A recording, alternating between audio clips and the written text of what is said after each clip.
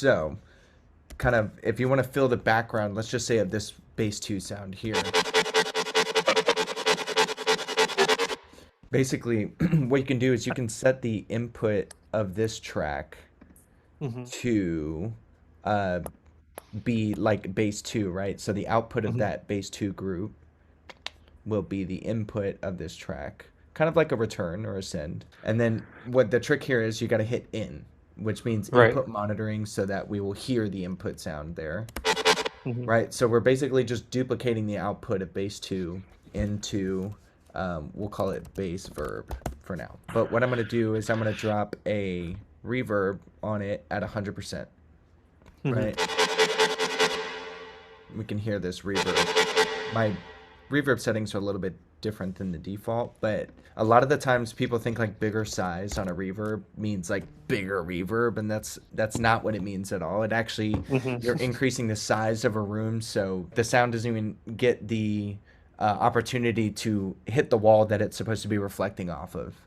Mm-hmm. Right. So you need an insane amount of volume to really get the effect of a big side. An insane amount of input volume to that reverb. So typically to kind of get that more insta verb effect, like 50 and below on the sides is going to be kind of like a really good bet. But what I'm going to do is I'm going to kind of overdo the decay time here.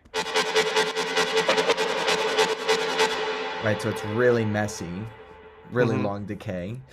We're going to sidechain from bass 2 into our reverb channel, right? Mm-hmm. And what that's going to create is like this bouncing effect, right? So like it's not going to be so consumed by this reverb. This is really, really good for like if you ever feature a vocalist or something. This is kind of the technique you're going to use to get the delay and the reverb out of the way so that all those other signals don't overlap I'm Mm-hmm. saying their main lead vocal. I just like it's really noticeable with female vocalists. Mm-hmm. Um, You just assume their gender. yeah, I did just assume the gender.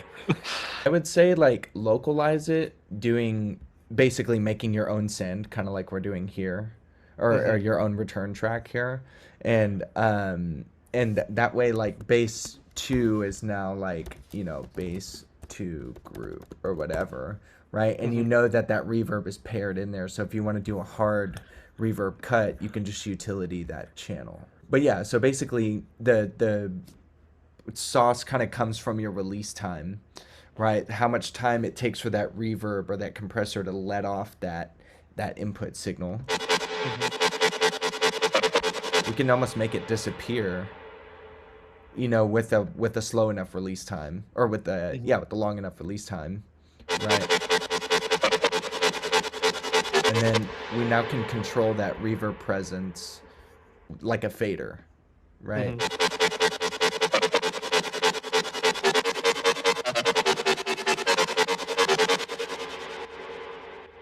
Right, and you hear that kind of breathes a little Mm-hmm. bit. And if you wanted a hard volume cut, remember you could just come back to this guy and do it there.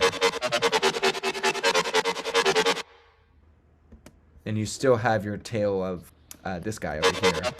There you go, this convolution reverb.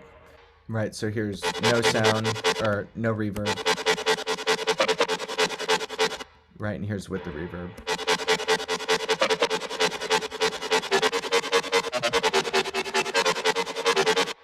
Probably bring it up a little bit.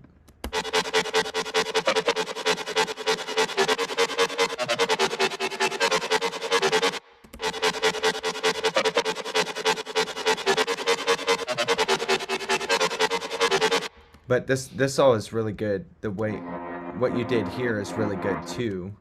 I would just Mm-hmm. recommend to kind of not let as many of those lows come through. There's still things oscillating in this frequency range, but we're not exactly letting them shine all the way through. Mm-hmm. Um,